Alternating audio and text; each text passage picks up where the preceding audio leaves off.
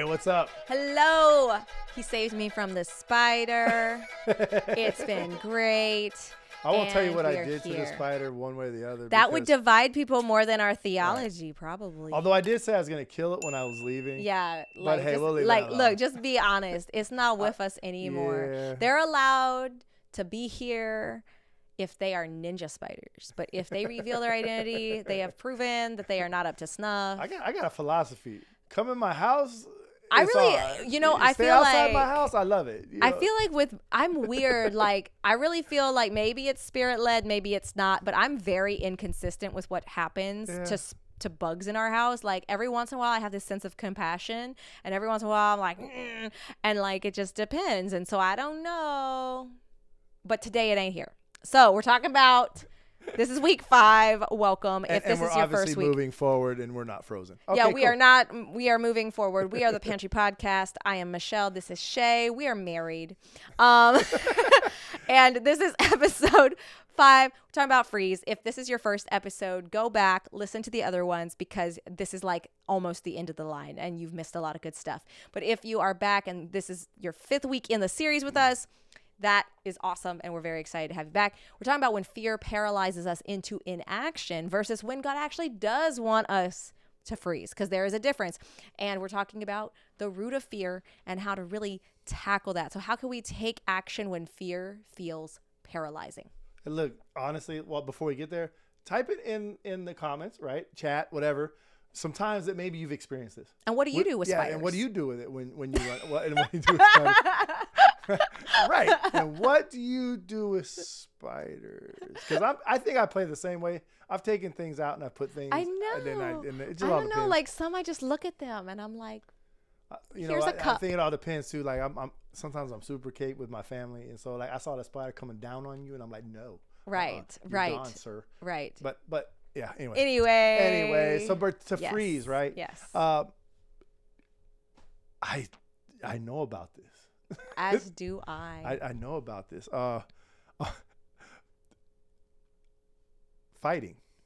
Yeah. I'm gonna go here for a second because we've really healed in this. Oh, we've yeah. really healed. We in this. have. And it's like those uncomfortable moments, really, when we look at this, and it causes paralysis. I mean, dude, I look back now and I think, like, how many nights Oh, yeah. have we laid on that bed with Like controversy? catatonic. Like controversy. Like, we It's not almost like- cuddling right it's, now. It's almost like something's holding me down. And what's interesting, You're going to get people in here telling you got to rebuke demons. yeah, no, but But for real, but look, maybe. for real, I don't know. because both of us Yeah. were experienced the same thing. Now, granted, we grow up with some same. We're really similar, believe it or not. Yeah.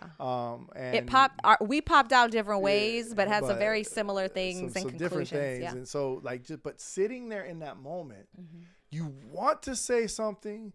You're very aware of everything that's going on. You hear your breathing. You like it's like super hyper awareness, right? Mm-hmm. And you're just laying there. Mm-hmm. And it's like, all you have to do is touch her hand. And probably on her side, I don't know what she's thinking, but on my side, I'm like, all I got to do is touch her hand, touch her hand, touch her hand, touch her hand. And like, I'm not moving. Right. And it's interesting because, like, that's a freeze. And then Yeah. my freeze is I'm paralyzed by all the different things, like all the thoughts, Right. like a server overload, right? Like the little hourglass spinning or the little spinny wheel of death, just like so many situations being analyzed, like which one's the right one. Kind of like if you are a Marvel fan, the guy with the cape, I'm so embarrassed because I used to know like all of their names. Doctor Strange. Okay, Doctor Strange. He was analyzing like everything that could have happened in the universe to decide what they should do to like defeat Thanos, right? That's me thinking that I could somehow analyze every situation, but I'm analyzing like, what could I say? How would it be taken? What tone do I need to do? Why can't I get it right? Blah, blah, blah, blah. What if I So say much something wrong? Because thought. you've told me that. So what if I say Yes. something wrong? Sometimes it happens when you have perfection or people pleasing. We talked about fawning last week and people pleasing. Sometimes the opposite. It's like, I don't know what to do to actually fawn this situation. I don't know what to do to actually please this person. I'm terrified of making the wrong move and making it worse. So instead, I'm frozen because there's 50 things I could say, but I foresee them all going wrong. So I'm just frozen, which also I know is not a good act. But that sounds the safest because at least there's no extra regrets, right? So there's so many different ways that you could end up freezing. Like angels. I come out from left field. Like angels. Like angels. Yo, the Bible, when you see like angels come on scene. You can tell when it was like a human looking angel or when it might have been one with like 4 heads, a falcon, like the dudes who rolled into Sodom and Gomorrah. Yeah, no. The guys who walked up on Abraham. God. But anyways, no. It's those ones that manifested like right. And then shock, awe, wonder, whatever comes from that. Yeah. But yeah, and that's okay. By the way, guys, it's okay if you see an angel and you freeze. It's chill. That's fine. I have a hard time when people are like, I saw an angel. And I'm like, was it like touched by an angel or was it like? Oh, that's a good example. Because like, all right. Right, because like if they look like a person and they just glowing, okay. But like, did you see the one with the bull head, the tiger head, the chariot AI on fire? Like, I know. Yeah. AI is killing it on those I descriptions. know. Like, but anyways. Yeah, I always tell people, look, AI is fine for now in the sense of like it's here, but it's actually not very intelligent if it doesn't submit to Jesus as Lord. So who cares? It's not. It's artificial, but it ain't intelligent until it admits Jesus as Lord. Right. Anyway, that tangent. Well, That's my current. That's my 2025 position on AI. You heard it here. First. No, probably not. Probably not. But dude, I got some stuff, but we'll leave that. We'll have a series on AI because we talked about AI like 2 years ago now or something, 3 years ago. But we need a refresh because it's done some been epic some stuff. But look up some of that stuff. AI, biblical stories, angels and stuff. Like it's cool. Oh wow, it does some cool stuff. stuff. Like it actually, because I'm not that creative one. Like in that sense, and so I like to see it, and so when it's drawn up and all, I'm like, whoa. When I see it and it's kind of like what I thought, right? Or it takes it to the next level, I get very excited. But all of that to say, freeze, right?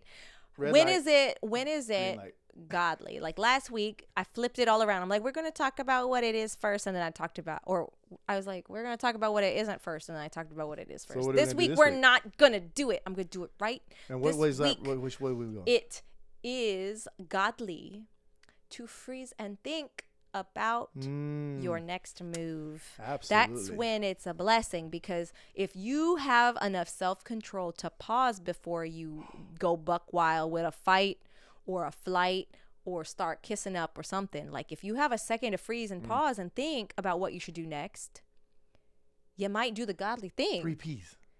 We haven't used those in a while. Yes. Pray, pause, proceed. Yeah, the pause can be like a freeze. Like it's not a forever freeze, but there's certain things that God might literally say, hey, never say that. Right. Or he might say, hey, like he might bring a scripture to mind that reminds you what you should do. And if you freeze for a second, you've bought yourself enough time to go do the right thing. You're buying yourself a chance. That's when it's godly. Kind of interesting, though. A lot of these go to traumatic events. a lot of these go to traumatic events. Psychology. Of course. Psychology. I mean, people that don't have traumatic events normally don't show up in the psych room. So it's like, well, let's address the actual issues going on. But I like the positive side of freeze because it's taking time out to realign your heart. You know, it's kind of like, my favorite verse, I say it all the time. But anyways, I don't care. I'll just be that pastor that says, search me, oh God, and know my heart and know my wickedness, because I just love when I get that. And you have to stop and listen. A search can take a minute.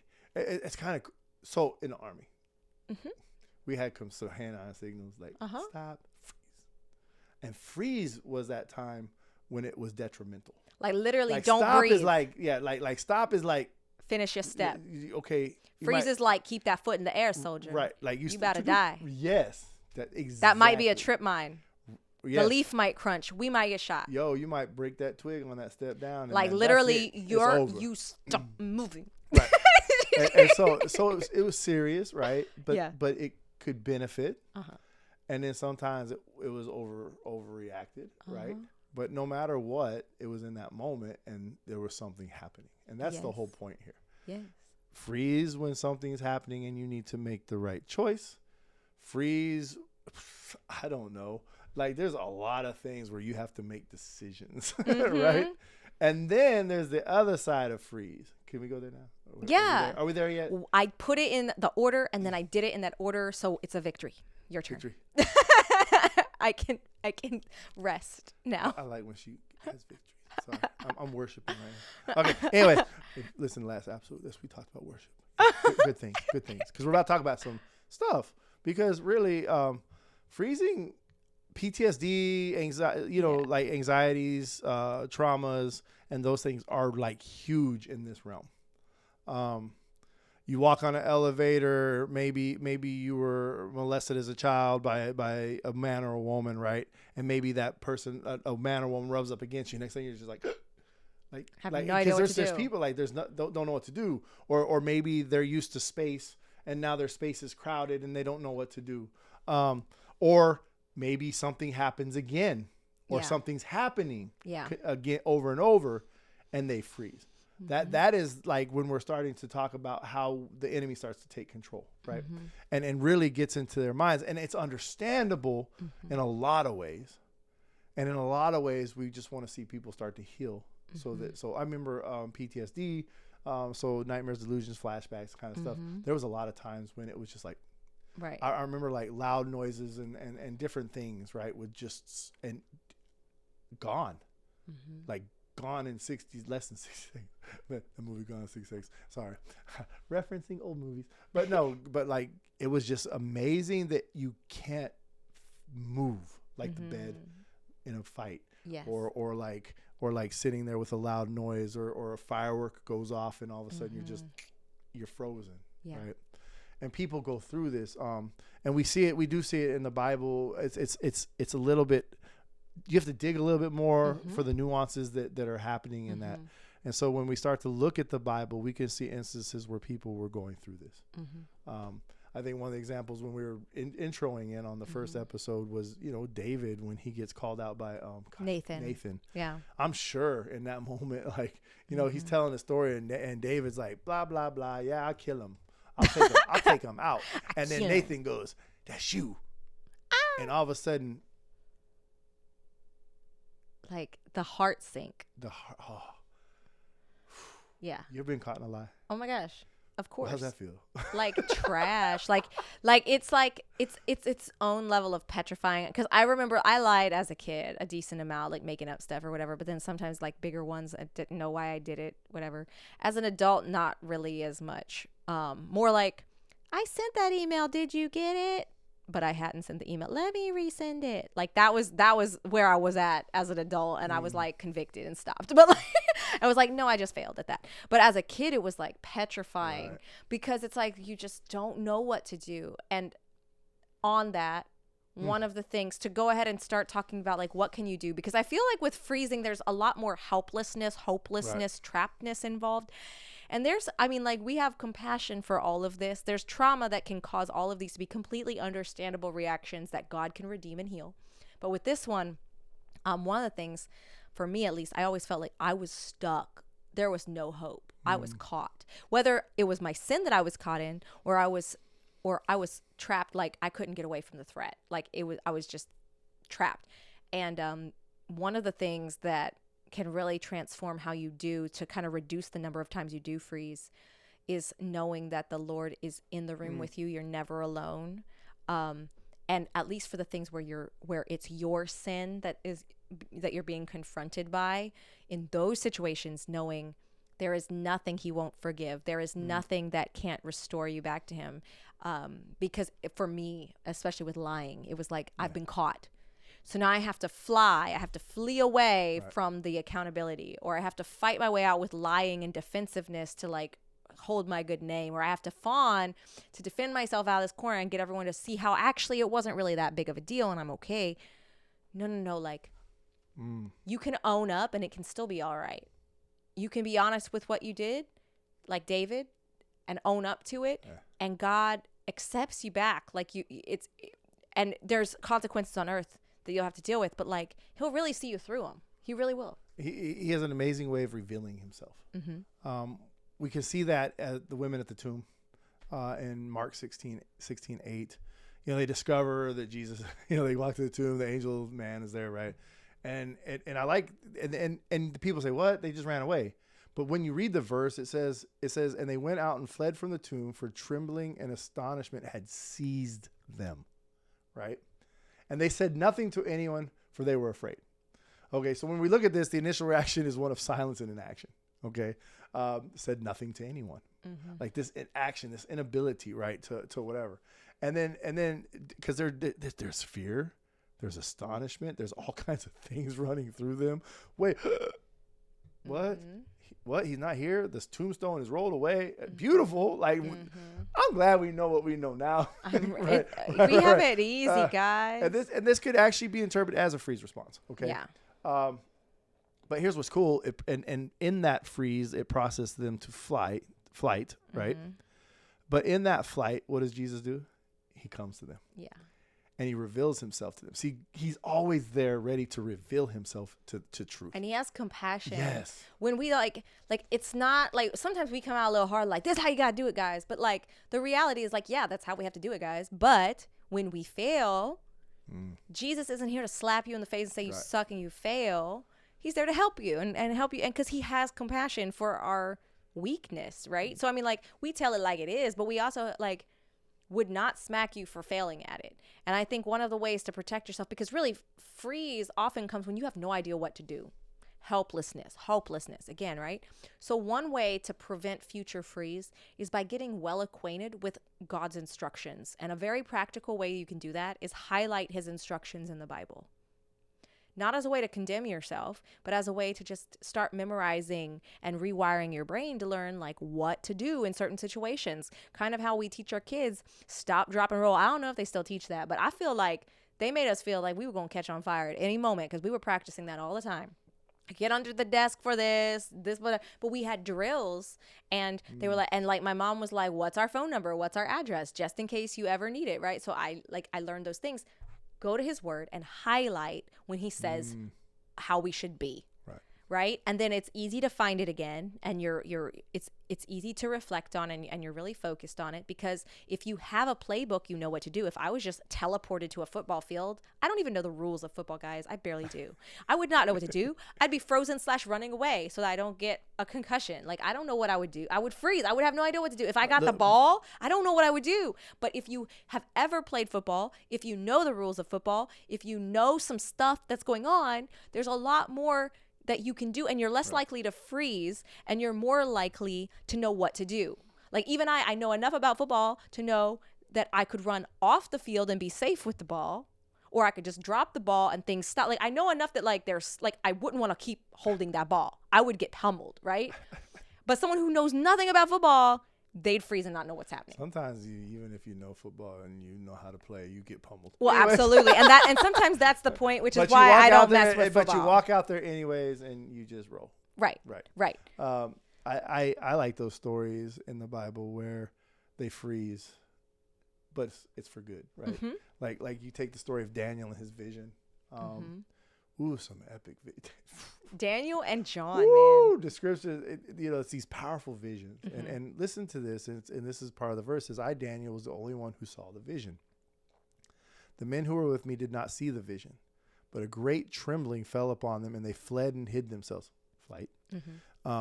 So I was left alone and saw this great, now, this descriptions here, he's writing of something. So this great vision, right? So that's important to understand. And no strength was left in me. Okay. Right. So I was, and my radiant appearance was fearfully changed, and I retained no strength. Then I heard the sound of his words, God's words, right? And as I heard the sound of his words, I fell on my face in a deep sleep. Poof. He's losing, but this is like that idea of freeze. But when we see what comes out of this, see, Daniel had to freeze, pause, stop. God had to put him face down, right, to hear what needed to be heard. And what needed to be heard is amazing prophecy that has never failed, right? And so he brings this beautiful prophecy that now we get to listen to and look at. Yeah. From this guy who froze. Right. But froze in a necessary way to receive God. The be still and know. Woo, come on. In the midst of all this chaos, sometimes the best thing you can do, because in chaos, there's adrenaline pumping, there's lack of clarity, there's panic. You're more likely to make the wrong decision. But the godly thing is pause or freeze and really take account. Let your body calm for a second. Look upward, which literally has clinically shown when you look upward, your body doesn't feel as in danger as when you look downward. Okay? So you look upward and breathe. Heck, start singing praises, because that works too. And also when you sing, fear leaves you. Okay? I know people who sang on stage before, they're like, that ain't true. But like singing praises to the Lord and looking upward and taking that second to take stock of it can give you that moment of clarity to help you figure out what action to do when you unfreeze. It gives you that moment to surrender it back to the Lord. And so hopefully in these last few weeks, we're going to wrap it up next week, really tie it with a bow, help you give a few more like action steps and practical application for all of them. But we really hope that with these 4, you've really seen how there is a time and place for them. There's a season for all things. However, there's also a time when you should not do them. And it comes down to remembering your faith when there is fear and letting it triumph over the fear rather than getting lost in the fear completely. And look up. Look up. And unless it's an airplane coming down, you're putting your true faith in God and you don't see nothing else. Amen. Amen. Till next time, guys. Hey, I hope you guys are really enjoying this mini-series on faith over fear. Subscribe now so you don't miss the rest of this mini-series where we dive deep into how to deal with fear in a godly way.